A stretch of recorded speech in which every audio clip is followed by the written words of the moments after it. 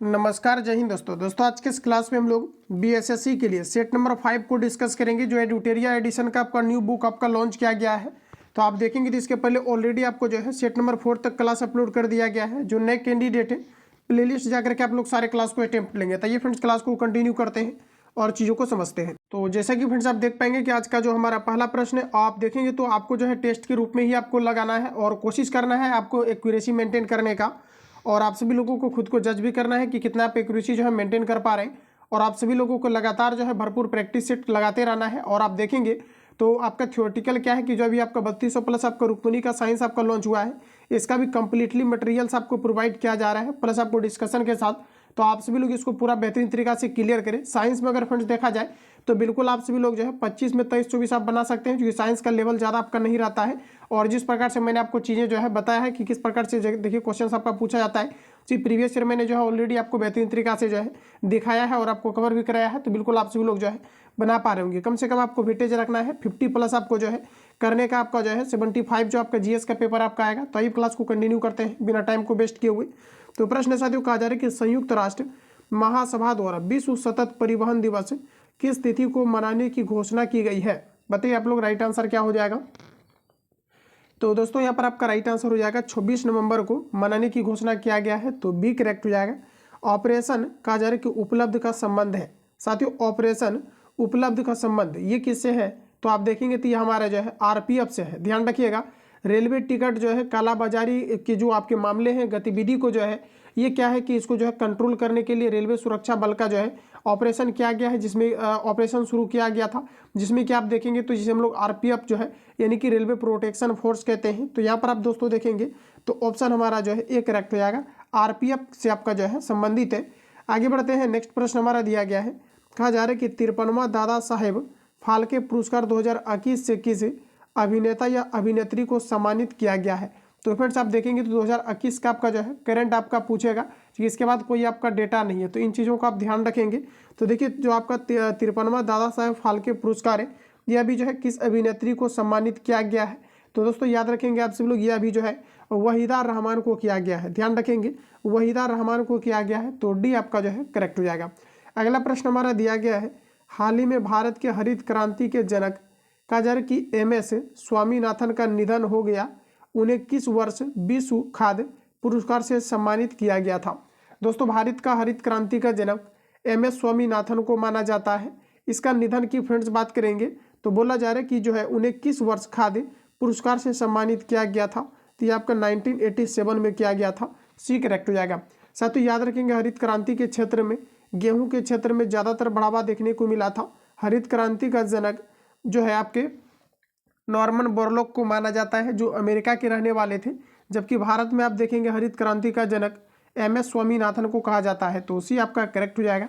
आगे बढ़ते हैं फ्रेंड्स, अगला प्रश्न हमारा दिया गया है, लॉजिस्टिक प्रदर्शन सूचकांक प्रति वर्ष किसके द्वारा जारी किया जाता है? लॉजिस्टिक प्रदर्शन सूचकांक प्रति वर्ष किसके द्वारा जारी किया जाता है? तो ये फ्रेंड्स आपका विश्व बैंक के द्वारा किया जाता है। ध्यान रखेंगे, विश्व बैंक के द्वारा किया जाता है। तो सी आपका जो है करेक्ट हो जाएगा।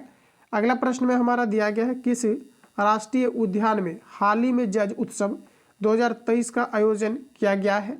तो बताइए आप लोग, राइट आंसर क्या हो जाएगा? तो ये देखेंगे तो काजीरंगा राष्ट्रीय उद्यान हमारा राइट आंसर हो जाएगा, यानी कि बी आपका करेक्ट हो जाएगा। साथियों काजीरंगा राष्ट्रीय उद्यान उत्तराखंड के अंतर्गत पड़ता है, जिसकी स्थापना 1936 में किया गया था। Jim Corbett national park Bharat का पहला राष्ट्रीय उद्यान है। तो इतने पॉइंट को यहाँ से याद रखेंगे, बी करेक्ट हो जाएगा। अगला प्रश्न हमारा दिया गया है, 2023 में कितने व्यक्तियों को पद्म विभूषण पुरस्कार 2023 से सम्मानित किया गया है? एक साल का आपको करंट अफेयर्स आपको पूरा जो है आपको कंप्लीट आपको कर लेना है। एग्जाम शेड्यूल इसका चूँकि आपके जो है जून में ही आपके आ रहे हैं, लास्ट वीक तक इसका जो है अपडेट आपको आ जाएगा। इसका एग्जाम को लेकर के देखिए आपका कब तक इसका डेट आपको मेंशन किया जाता है, किस डेट में एग्जाम होगा ऑथेंटिक आपका बिहार पुलिस। और आप देखेंगे तो बीएसएससी का जो है जून तक आने की पूरी पॉसिबिलिटी है। तो बेहतरीन तरीका से आप लोग प्रिपेयर रहिए और आप सभी लोगों को जो है 80 प्लस स्कोर आपको करना है। आप देखेंगे दोस्तों तो कहा जा रहा है 2023 में कितने व्यक्तियों को पद्म विभूषण पुरस्कार 2023 से सम्मानित किया गया है? तो आपका करेक्ट आंसर हो जाएगा 6 व्यक्तियों को किया गया है। तो सी आपका करेक्ट हो जाएगा, जिसमें कि आप देखेंगे तो श्री जो है बालकृष्ण दोषी को किया गया है। डॉक्टर जाकिर हुसैन को किया गया है, जो भारत के पहले राष्ट्रपति थे, जो जिसका कि कार्यकाल देखेंगे तो सबसे कम रहा था, और ये पहले व्यक्ति थे मुस्लिम जो कि भारत के राष्ट्रपति के रूप में जो है कार्यभार संभाले थे। तो पहला आपका हो जाएगा पद्म विभूषण से किसे सम्मानित किया गया है, तो 6 व्यक्तियों को किया गया है, जिसमें कि आप देखेंगे तो बालकृष्ण दोषी को, डॉक्टर जाकिर हुसैन को किया गया है, MS कृष्ण को किया गया है, श्री दिलीप मलहोबिस को किया गया है। इसके अलावा देखेंगे तो श्री विनाश वर्धन को किया गया है, मुलायम सिंह यादव को किया गया है। तो इस प्रकार से ऑप्शन आपका सी करेक्ट हो जाएगा। आगे बढ़ते हैं, चूंकि आप साथियों देखेंगे तो करंट का आपका लगभग जो है 5 से 6 क्वेश्चन आपका 7 क्वेश्चन तक आपका पूछा जाता है, क्योंकि जीके का आपका वेटेज ज़्यादा होता है, तो कई बार 10 क्वेश्चन तक आपका जो है पूछा जाता है। तो आप सभी लोग अच्छे से इसको जो है कवर करेंगे, क्योंकि 50 क्वेश्चन आपका जीके और आपके 25 क्वेश्चन आपका जो है साइंस का आपका पूछा जाना है, जो काफ़ी अच्छा खासा वेटेज होता है। 15वां ब्रिक्स शिखर सम्मेलन 2023 का आयोजन कहाँ किया गया? दोस्तों अभी जो दरोगा का आपका एग्जाम हुआ था SI वाला, ये क्वेश्चन हुबहू आपका जो है पूछा गया था।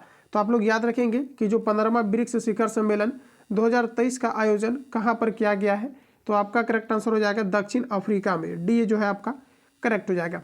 आगे बढ़ते हैं, अगला प्रश्न हमारा दिया गया है। दोस्तों प्रश्न में आपको कहा जा रहा है कि संतोष ट्रॉफी 2023 के उप विजेता है। संतोष ट्रॉफी फुटबॉल के क्षेत्र में दिया जाता है। आप यहाँ पर देखेंगे तो ये आपका जो है मेघालय है, बी करेक्ट हो जाएगा। किस IIT द्वारा कहा जा रहा है कि आब प्रहरी मोबाइल ऐप को लॉन्च किया गया है? तो देखिए आब प्रहरी मोबाइल ऐप जो है अभी रिसेंटली आप देखेंगे तो IIT दिल्ली के द्वारा लॉन्च किया गया है, तो ये आपका जो है करेक्ट हो जाएगा। अगला प्रश्न है फ्रेंड्स, कहा जा रहा है कि द इंडियन कहा जा रहा है कि मेट्रोपोलिस पुस्तक के लेखक कौन है? द इंडियन मेट्रोपोलिस पुस्तक के लेखक कौन है? तो आपका करेक्ट आंसर हो जाएगा फिरोज गांधी। ध्यान रखिएगा, फिरोज गांधी के द्वारा द इंडियन मेट्रोपोलिस पुस्तक लिखा गया है। अगला प्रश्न है, कोली नृत्य कहा जा रहा है कि कोली लोक नृत्य का संबंध किस राज्य से है?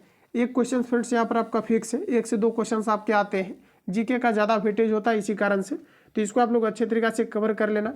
तो आप देखेंगे तो आपका राइट आंसर हो जाएगा महाराष्ट्र से। कोली का लोक नृत्य जो है कहाँ से संबंधित है? तो ये आपके महाराष्ट्र से। कई बार क्वेश्चन आपका पूछा जाता है यात्रा कहाँ का लोक नृत्य है? तो ये पश्चिम बंगाल का है। मनिहारी की दोस्तों बात करेंगे तो ये आपके राजस्थान का है। छऊ की बात करेंगे तो ये आपका झारखंड का है।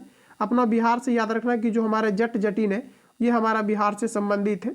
कथकली केरल से संबंधित है।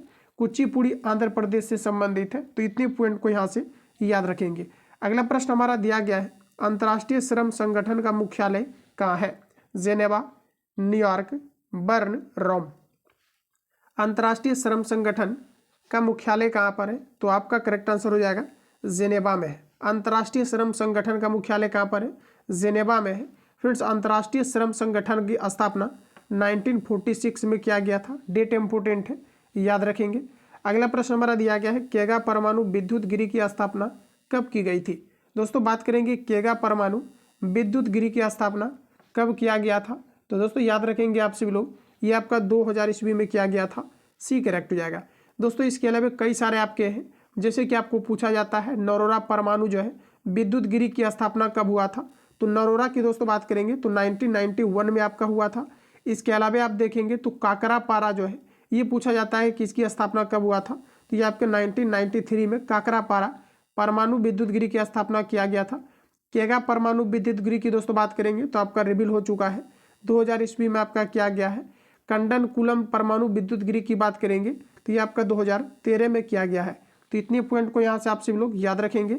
अगला प्रश्न साथियों नेक्स्ट हमारा दिया गया है, कहा जा रहा है कि चेकमेट कहा जा रहा है कि जो है विश्व तथा गैम्बिट कहा जा रहा है कि गैम्बट शब्द का संबंध किस खेल से है? शब्दावली से रिलेटेड क्वेश्चंस आपके आएंगे। टू द पैटर्न सारे क्वेश्चंस को सिलेक्ट किया गया है और टॉपिक वाइज भी आपका चल रहा है, तो आप सभी लोग इसको लगाएंगे। तो आप देखेंगे दोस्तों तो ये आपका संबंधित है शतरंज से। शतरंज खेल की उत्पत्ति भारत से हुआ है। भारत निम्न में से कौन सा राजकोषीय नीति निर्धारित करता है? भारत निम्न में से कौन राजकोषीय नीति को निर्धारित करता है? तो देखेंगे तो आपका राइट आंसर हो जाएगा वित्त मंत्रालय। ध्यान रखेंगे वित्त मंत्रालय करता है। अगला प्रश्न कहा जा रहा है कि बजट एक लेख पत्र है। साथियों बजट की अगर हम लोग बात करेंगे तो बजट एक प्रकार का सरकार की राजकोषीय नीति का पॉलिसी है। ऑप्शन आपका जो है सी करेक्ट हो जाएगा। आगे बढ़ते हैं, अगला प्रश्न हमारा नेक्स्ट में दिया गया है, इसके पहले एक छोटा सा इन्फॉर्मेशन कि जो कैंडिडेट स्पेशल बिहार पुलिस या फिर बीएसएससी का जो है स्पेशल अगर आप सभी लोग इंतजार कर रहे हैं, तैयारी कर रहे हैं बेहतरीन तरीका से, तो फ्रेंड्स इसके लिए आप ग्रुप ऐड हो सकते हैं, जिसके अंतर्गत आप देखेंगे तो क्या है कि डेली बेसिस पर आपको फुल लेंथ प्रैक्टिस सेट मिलेगा, जो अलग अलग इंस्टीट्यूट में आपके पटना में कार्यरत संस्थान में चलता है। ये आपको कंप्लीटली ऑफलाइन का, आपको ऑनलाइन का, टारगेट बैच का कंप्लीटली मटेरियल्स आपको प्रोवाइड किया जाता है, जिसमें कि गाइडलाइंस के तहत आपका चलता है। ऑल ओवर आपको सारे कंटेंट यहाँ पर आपको मटेरियल्स प्रोवाइड किया जाएगा। किसी भी तरह के अलग से आपको मटेरियल या फिर बुक खरीदने की आपको आवश्यकताएं नहीं होगी। जिसमें कि आप फ्रेंड्स देखेंगे इसके अंतर्गत क्या है कि सभी पटना में कार्यरत संस्थान का नोट्स ऑफलाइन टेस्ट का कंप्लीटली पीडीएफ, ऑनलाइन टेस्ट का कंप्लीटली मटेरियल्स आपको प्रोवाइड किया जाएगा, जिसमें कि क्लास नोट्स आपको अलग से प्रोवाइड किया जाएगा। Selective question to the pattern और टू द पॉइंट आपको अलग से जो है सिलेक्टिव मिलेगा, जो बीएसएससी आयोग के थ्रू कवर किया जाता है हर एक बार आपका। तो बीएसएससी का अपना आपका खास पैटर्न है, तो इस पर आपके सारे क्वेश्चन आपका निचोड़ मिलेगा। आप देखेंगे तो इसमें क्या है कि जितनी भी आपका बुक यहाँ पर दिख रहा है, ये सारा बुक का आपको जो है ऑलरेडी पीडीएफ आपका जो है इसका लगभग 75% आपका अपलोड कर दिया गया है। तो आप सभी लोग ग्रुप में ऐड होकर के इसका कंप्लीटली आप लोग सारे सेट को लगा सकते हैं, और कंप्लीटली इसका एनालिसिस भी आपको दिया जा रहा है। अपकमिंग कोई भी अगर आपका बुक लॉन्च होता है तो उसका कंप्लीटली पीडीएफ प्रोवाइड किया जाएगा।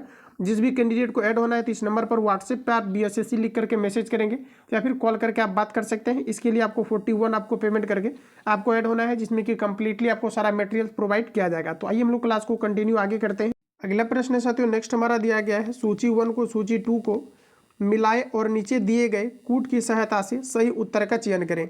तो जैसा कि फ्रेंड्स आप यहाँ पर देखेंगे तो ओपन जनरल लाइसेंस दिया गया है। तो देखिए ओपन जनरल लाइसेंस की फ्रेंड्स अगर हम बात करेंगे तो ये आपका विदेशी व्यापार के साथ आपका जाएगा, यानी कि आपका 2 के साथ चला जाएगा।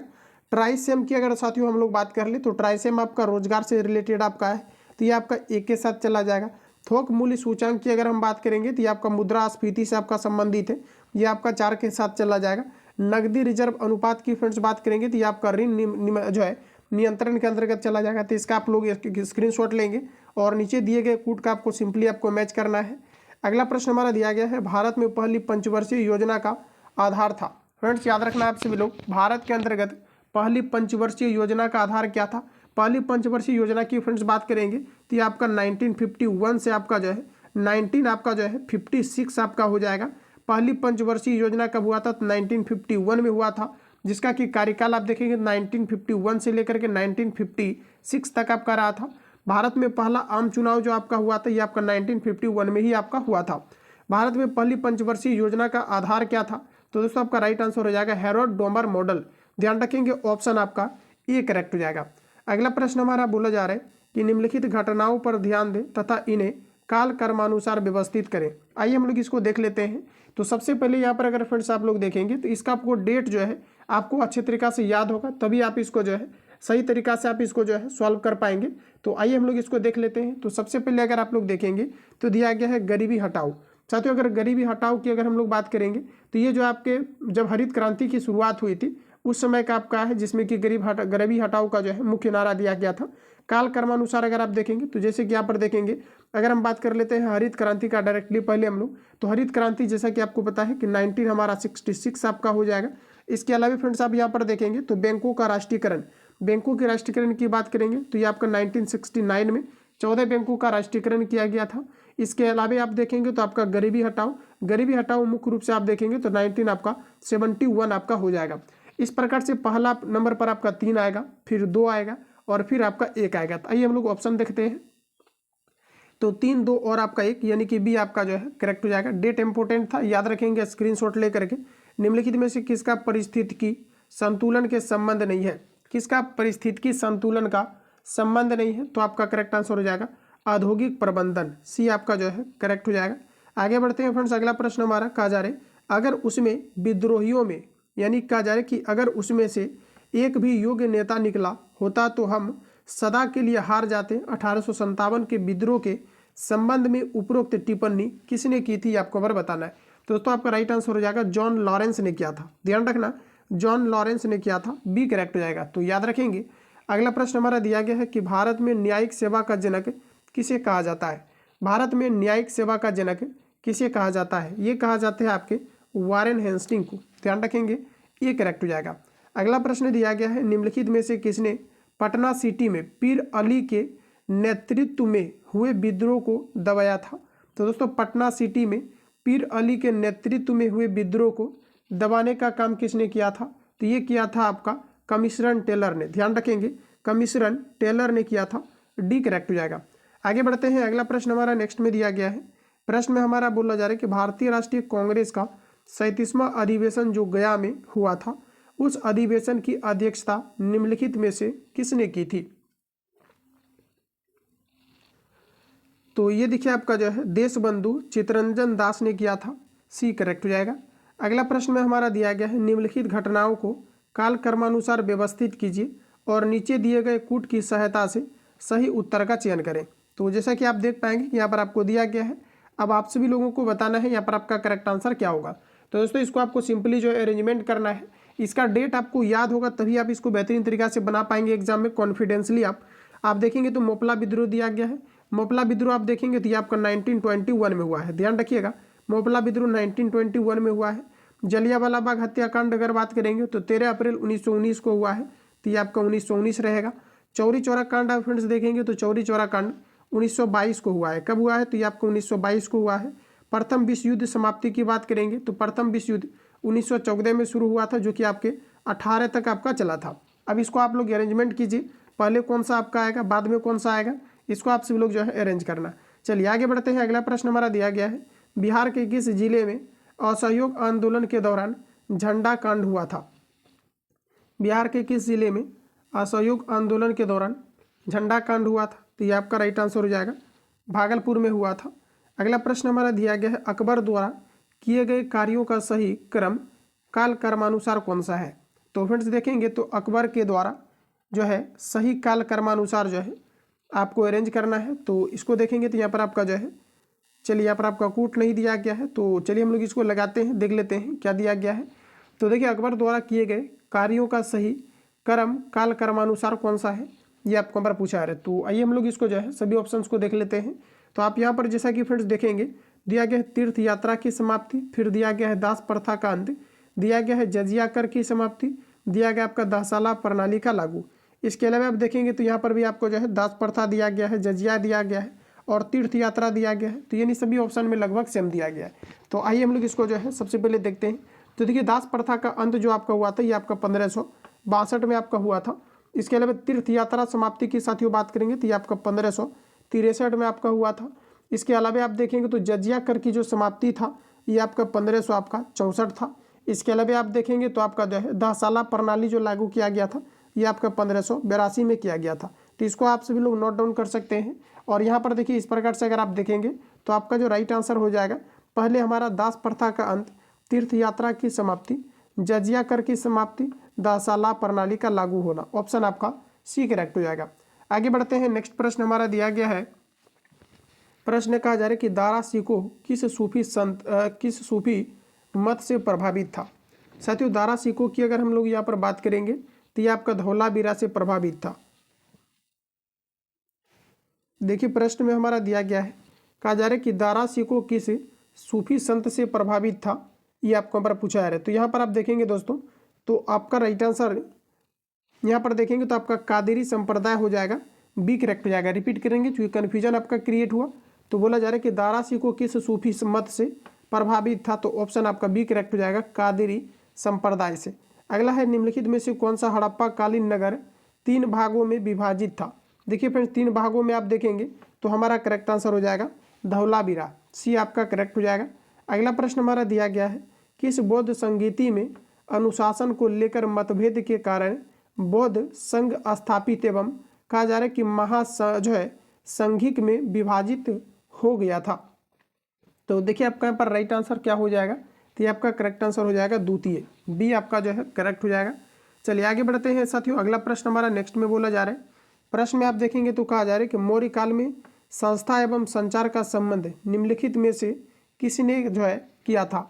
मौर्य काल में संस्था एवं समाचार यानी संचार का संबंध निम्नलिखित में से किससे था, ये आपको पर बताना है। तो देखिए आपका राइट आंसर हो जाएगा गुप्तचर व्यवस्था। ध्यान रखेंगे गुप्तचर व्यवस्था, ऑप्शन आपका सी करेक्ट हो जाएगा।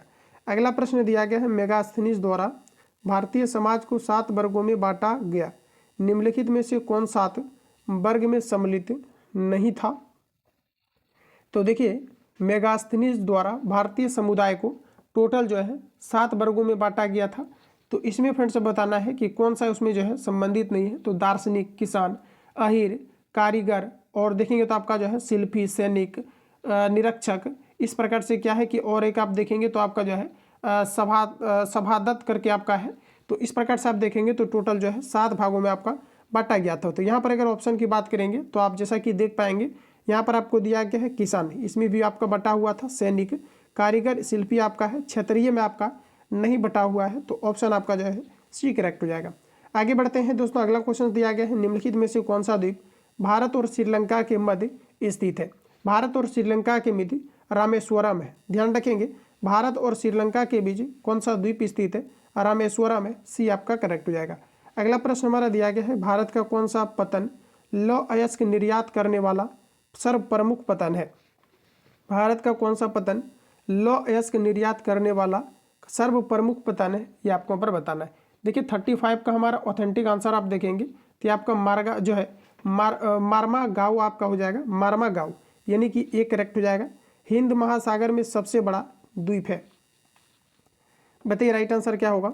हिंद महासागर में सबसे बड़ा द्वीप कौन सा है, तो आपका करेक्ट आंसर हो जाएगा मेडागास्कर। ऑप्शन आपका सी करेक्ट हो जाएगा। मेडागास्कर हिंद महासागर में सबसे बड़ा द्वीप है।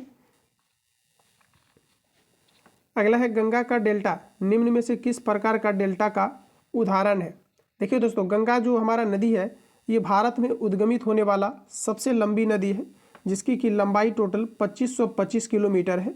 गंगा नदी से जो है किस प्रकार का डेल्टा का निर्माण होता है, तो आपका करेक्ट आंसर हो जाएगा चापाकार डेल्टा। सी हमारा जो है करेक्ट हो जाएगा। चलिए आगे बढ़ते हैं, अगला क्वेश्चन दिया गया है, कहा जा रहे आल्प्स पर्वत के उत्तरी ढाल के सहारे स्विट्जरलैंड में बहने वाला स्थानीय पवन है। बताइए आप लोग करेक्ट आंसर क्या हो जाएगा। इसे हम लोग कहते हैं फोन, बी करेक्ट हो जाएगा। अगला क्वेश्चन से दोस्तों कहा जा रहा है कि भूकंप का सर्वाधिक प्रभाव डैश पर होता है। भूकंप का सर्वाधिक प्रभाव अधिक केंद्र में होता है, ये करेक्ट हो जाएगा। नेक्स्ट क्वेश्चन हमारा दिया गया है, निहारिका क्या है। इंपोर्टेंट है, बीएसएससी के अंतर्गत रिपीट किया गया है। निहारिका क्या है, बताइए करेक्ट आंसर क्या होगा। तो एक तप्त गैस का जो बादल होता है इसे हम लोग कहते हैं निहारिका, यानी कि हमारा ये करेक्ट हो जाएगा। आगे बढ़ते हैं, अगला प्रश्न हमारा नेक्स्ट में बोला जा रहा है। प्रश्न में आप देखेंगे तो सूची 1 को सूची 2 के साथ सुमेलित कीजिए तथा सही उत्तर का चयन कर रहा है। वन्यजीव अभ्यारण्य दिया गया है और आपको यहाँ पर राज्य दिया गया है। जैसे कि दोस्तों हम बात करेंगे, नामदफा वन्यजीव अभ्यारण्य दिया गया है। तो देखिए याद रखेंगे आप सभी लोग, नामदफा वन्यजीव अभ्यारण्य ये आपके जो है अरुणाचल प्रदेश के अंतर्गत आता है। तो ये आपका 2 के साथ चला जाएगा। पेरियार की दोस्तों बात करेंगे, इंपोर्टेंट है, इसको आपको डायरेक्टली पूछा जाता है। पेरियार राष्ट्रीय उद्यान ये आपके कहाँ पर है, तो ध्यान रखना पेरियार जो आपका है ये आपका केरल में।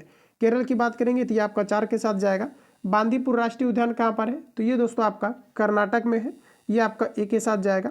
लामजाओ की बात करेंगे तो ये आपका मणिपुर के अंतर्गत है। इसका आप सभी लोग जो है स्क्रीनशॉट लेंगे और नीचे दिए गए कोड का आपको मैच करना है।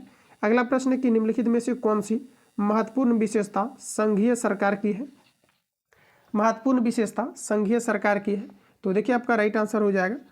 बोला जा रहा है कि निम्नलिखित में से महत्वपूर्ण विशेषता संघीय सरकार की है। देखिए दोस्तों, अगर संघीय सरकार की अगर हम लोग यहाँ पर बात करेंगे तो देखिए क्या क्या इसका विशेषताएं आपका हो सकता है, ये चीज़ें आपको देखना है। तो देखिए संविधान की सर्वोच्चता बिल्कुल करेक्ट है। 2 या अधिक स्तरों वाली सरकार, तो बिल्कुल अपने इंडिया में इंडियन कॉन्स्टिट्यूशन में ही आपका है ऐसा। आप अगला देखेंगे तो दिया गया है स्वतंत्र न्यायपालिका, तो ये सभी करेक्ट है। आपातकालीन प्रावधान, तो ये आपका जो है गलत है। यहाँ पर आप देखेंगे तो 1, 2 आपका 3 करेक्ट हो जाएगा। दोस्तों याद रखना, आंतरिक अशांति के कारण से जो राष्ट्रपति शासन लगाए जाते थे इसको आपके खत्म कर दिया गया है, जो इंदिरा गांधी के शासनकाल में 1975 में आपका लगाया गया था। चलिए आगे बढ़ते हैं, अगला क्वेश्चन हमारा दिया गया है। प्रश्न में कहा जा रहा है कि प्राण एवं दैहिक स्वतंत्रता के अधिकार का वर्णन संविधान के किस अनुच्छेद में है। देखिए आप सुसाइड नहीं कर सकते हैं, इसकी जो हमारे मतलब दैहिक स्वतंत्रता का जो अधिकार है ये आप देखेंगे तो एक प्रकार का फंडामेंटल राइट्स है और इसकी चर्चा आर्टिकल 21 के अंतर्गत किया गया है। तो आपका यहाँ पर राइट आंसर सी करेक्ट हो जाएगा। अगला प्रश्न है, किसी राज्य के लोक सेवा आयोग के कार्यों को निम्नलिखित में से किस एक के अनुमोदन से संघ लोक सेवा आयोग को सौंपा जा सकता है। तो देखिए भारत के राष्ट्रपति को सौंपा जा सकता है, तो डी करेक्ट हो जाएगा। अगला प्रश्न कहा जा रहा है, निम्नलिखित में से नीति निर्देशक तत्व के बारे में क्या औसत है। नीति निर्देशक तत्व की चर्चा फ्रेंड्स आप याद रखना, ये भाग 4 के अंतर्गत किया गया है, जिसमें कि आप देखेंगे तो कहा जा रहा है कि नीति निर्देशक तत्व के बारे में क्या जो है गलत है, ये आपको ऊपर बताना है। ऑप्शन आप सबसे पहले देखिए अच्छे तरीका से। प्रश्न हमारा कि भाग जो है संविधान के भाग 4 में नीति निर्देशक तत्वों का वर्णन है, जो हमारा करेक्ट है। अगला देखेंगे तो आयरलैंड के संविधान से नीति निर्देशक तत्व की प्रेरणा ली गई है, बिल्कुल करेक्ट है। अगला देखेंगे तो नीति निर्देशक तत्व न्यायालय में परिवर्तनीय नहीं है, बिल्कुल करेक्ट है। अगला आपका यहाँ पर राइट आंसर आपका डी हो जाएगा। इसका मूल उद्देश्य राजनीतिक लोकतंत्र की स्थापना करना है, तो ऐसा बिल्कुल नहीं है। ऑप्शन हमारा जो है डी करेक्ट हो जाएगा, ध्यान रखेंगे। चलिए आगे बढ़ जाते हैं। अगला प्रश्न हमारा दिया गया है। प्रश्न की दोस्तों बात करेंगे तो यहाँ पर आपको कहा जा रहा है कि वर्तमान में राज्यसभा के कितने सदस्य केंद्र शासित प्रदेशों से चुनकर आते हैं। राज्यसभा में बोला जा रहा है कितने सदस्य केंद्र शासित प्रदेश से चुन कर आते हैं, तो टोटल आप देखेंगे तो 8 सदस्य चुन कर आते हैं, बी करेक्ट हो जाएगा। अगला प्रश्न में हमारा दिया गया है कि बिहार में लोकसभा के लिए आवंटित सीटों से कहा जा रहा है कि सीटों में से कितना अनुसूचित जातियों के लिए आरक्षित है। साथियों अगर टोटल आप सीट देखेंगे तो क्या है कि आपका 131 जो आपका रिजर्व है, 131 क्या है अनुसूचित जनजाति के लिए और अनुसूचित जाति के लिए जो है रिजर्व है। आप देखेंगे तो कहा जा रहा है कि लोकसभा के लिए कितना सीट जो है ये कहा जा रहा है कि आवंटित किया गया है, तो ऐसे में अगर देखेंगे तो आपका राइट आंसर हो जाएगा 6, यानी कि वी आपका जो है करेक्ट हो जाएगा। अगला प्रश्न हमारा दिया गया है कि भारत के राष्ट्रपति पर महाभियोग चलाने के लिए कम से कम कितने दिनों पूर्व सूचना की आवश्यकता होती है। देखते ही आप सभी लोग आंसर लगाए होंगे, ऑप्शन आपका डी करेक्ट हो जाएगा। राष्ट्रपति को अपने पद से संसद के द्वारा महाभियोग को पारित करके हटाया जाता है और इसके पूर्व राष्ट्रपति को जो है 14 दिन पूर्व सूचना दी जाती है। जब राष्ट्रपति अपने संविधान पर आक्रमण करते हैं, वैसे केस में राष्ट्रपति के द्वारा यानी जो है संसद के द्वारा महाभियोग पारित करके इन्हें हटाए जा सकते हैं। राष्ट्रपति चाहे तो किसी भी 2 राज्य को तोड़ या जोड़ सकता है, तो इन सभी फैक्ट को आप लोग यहाँ से याद रखेंगे। सॉरी, राष्ट्रपति नहीं, संसद अगर चाहे तो किसी भी राज्य को जो है तोड़ और जोड़ सकता है। अगला प्रश्न है कि भारतीय निर्वाचन आयोग को सर्वप्रथम किस वर्ष कहा जा रहा है कि बहुसंसदीय निकाय बनाया गया। देखिए कहा जा रहा है कि भारतीय निर्वाचन आयोग को सर्वप्रथम किस वर्ष बहुसंसदीय बोला जा रहा है कि बहुसदीय निकास बनाया गया है। तो दोस्तों याद रखेंगे आप सभी लोग, यहाँ पर आपका राइट आंसर हो जाएगा 1980 जो है 9 में बनाया गया है, ये करेक्ट हो जाएगा। अगला प्रश्न लीजिए आपके सामने है, जनसंख्या नियंत्रण एवं परिवार नियोजन संविधान के 7वीं अनुसूची के किस सूची का विषय है। तो देखिए जनसंख्या नियंत्रण जो होता है इसमें सेंट्रल गवर्नमेंट और जो है आपका स्टेट गवर्नमेंट भी बना सकती है, तो यहाँ पर आपका करेक्ट आंसर हो जाएगा समवर्ती सूची का विषय है, सी करेक्ट हो जाएगा। अगला प्रश्न है कि वाहनों में लगे रियर व्यू मिरर द्वारा उत्पन्न आवर्धन होता है। गाड़ी के साइड मिरर में जो प्रयोग किया जाता है उत्तल दर्पण का, इसके बारे में आपको बताना है, आवर्धन से रिलेटेड पूछा गया है, तो ये फ्रेंड्स आपका 1 से कम होता है, ये आपका करेक्ट हो जाएगा। अगला प्रश्न दिया गया है कि जब हम अपने बिजली बिल का भुगतान करते हैं तो हम किसके लिए भुगतान कर रहे हैं। जब हम अपने बिजली बिल का भुगतान करते हैं तो हम किसके लिए भुगतान कर रहे हैं, ये आपको यहाँ पर बताना है। तो देखिए हमारा ऑथेंटिक आंसर हो जाएगा उपयोग हुए ऊर्जा के लिए, यानी कि डी करेक्ट हो जाएगा। ये अपने तर्क के अकॉर्डिंग भी आप सभी लोग बना सकते हैं। अगला है कि एक परिपथ में प्रभावी प्रतिरोध को बढ़ाने के लिए प्रतिरोधों को जोड़ा जाता है। एक परिपथ में प्रभावी यानी कि प्रतिरोध को बढ़ाने के लिए आप सिंपल है कि आप इसको सीरीज में ऐड करेंगे, क्योंकि ऑलरेडी आपने इस चीज़ को जो है पढ़ा होगा, तो यहाँ पर आपका करेक्ट आंसर हो जाएगा सीरीज में, श्रृंखला में, और ऑप्शन यहाँ पर आपका ये करेक्ट हो जाएगा। चलिए आगे बढ़ते हैं दोस्तों। अगला प्रश्न हमारा दिया गया है। प्रश्न में आप देखेंगे तो आपको बोला जा रहा है कि एक लड़की झूले पर बैठी स्थिति में झूला झूल रही है, उस लड़की के खड़े हो जाने पर दोलन का आवर्तकाल कितना होगा। तो देखिए जब भी लोलक की लंबाई बढ़ती है, इस कॉन्सेप्ट से अगर देखें तो झूले का आवर्तकाल जो है ये आपका कम हो जाएगा। यहाँ पर आपका जो है ये जो है आपका राइट हो जाएगा। अगला प्रश्न हमारा दिया गया है, रॉकेट गति के किस नियम पर कार्य करता है। रॉकेट न्यूटन के थर्ड लॉ पर जो कार्य करता है। प्रतिक्रिया के बीच अन्य प्रतिक्रिया होती है, जैसे बंदूक के द्वारा छोड़ी गई गोली, और रॉकेट जो है संवेग संरक्षण के सिद्धांत को फॉलो करती है। तो यहाँ पर आपका न्यूटन का थर्ड लॉ हो जाएगा, न्यूटन का तीसरा गति नियम, तो सी आपका दोस्तों करेक्ट हो जाएगा। अगला प्रश्न हमारा दिया गया है, जब 1 जूल का कार्य 1 सेकेंड में किया जाता है तो शक्ति होती है। जब 1 जूल का कार्य 1 सेकेंड में किया जाता है तो शक्ति होती है। शक्ति क्या होती है, तो 1 वाट, ध्यान रखेंगे क्या हो जाएगा आपका 1 वाट, बी करेक्ट हो जाएगा। अगला प्रश्न में बोला जा रहा है कि 1 हर्ज होता है। हर्ज देखिए जो है तरंगदैर्घ्य की इकाई होता है आपका हर्ज। आप देखेंगे तो बोला जा रहा है 1 हर्ज होता है। 1 हर्ज फ्रेंड्स प्रति मिनट 60 कंपन जो होता है ये आपका 1 हर्ज के बराबर होता है, तो डी आपका करेक्ट हो जाएगा। ध्यान रखेंगे 1 हर्ज जो है होता है तो प्रति मिनट 60 कंपन 1 हर्ज के बराबर होता है। याद रखना निम्नलिखित में से कौन सा एक का जरिए एंटीबायोटिक नहीं है।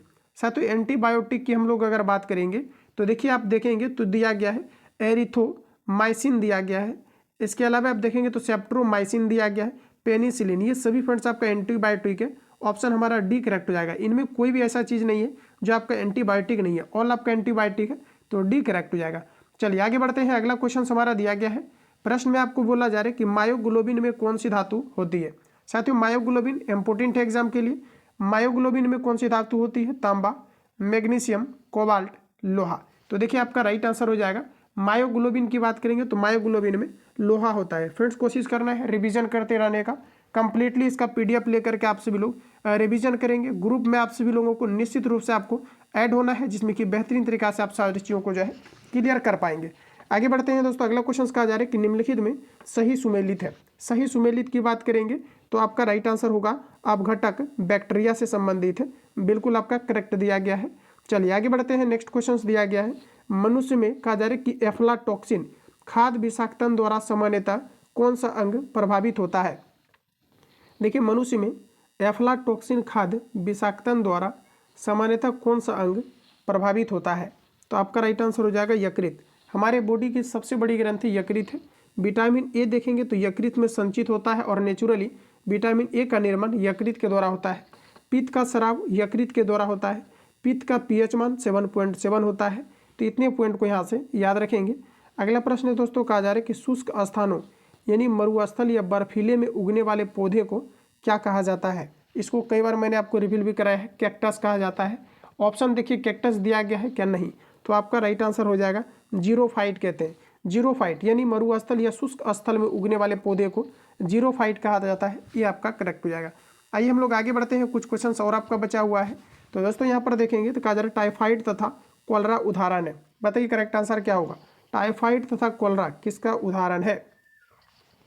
तो दोस्तों याद रखना टाइफाइड और कोलरा जो है जल जय रोगों का है। देखिए जो टाइफाइड हमारा होता है जल में विषाणु के कारण से होता है। यहाँ पर देखेंगे तो गलत हो गया। यहाँ पर देखिए आपका हो जाएगा जल जय आपका जो है रोगों से होता है। यहाँ वायु दिया गया, ये भी आपका गलत है। देखिए यहाँ पर आपका राइट आंसर साथियों आपका बी करेक्ट हो जाएगा, ध्यान रखेंगे। चलिए आगे बढ़ते हैं। नेक्स्ट क्वेश्चन दिया गया है मानव आंखें किस तरंग की प्रकाश में सबसे कहा जा रहा है कि सहूलियत अनुभव करता है। मानव आंखें किस रंग के प्रकाश में सबसे अधिक यानी बोला जा रहा है कि कितना एंग्स्ट्रॉम प्रकाश को जो है आसानी से ये जो है एब्जॉर्ब करता है, मतलब आरामदायक होते हैं, सहूलियत होता है। तो लगभग देखेंगे तो 5500 आपका जो है एंग्स्ट्रॉम हो जाएगा। कई बार फ्रेंड्स क्वेश्चन आता है हमारा एक एंग्स्ट्रॉम बराबर कितना होता है, 10⁻⁻10 मीटर के बराबर होता है। नोट डाउन करेंगे। अगला प्रश्न हमारा दिया गया है सौर ऊर्जा एटीपी में बदलती है। सौर ऊर्जा एटीपी में बदलती है क्लोरोप्लास्ट में। कहाँ पर, क्लोरोप्लास्ट में। ऑप्शन आपका जो है ए करेक्ट हो जाएगा। अगला प्रश्न हमारा दिया गया है निम्नलिखित में से किस हार्मोन में आयोडीन मिली होती है।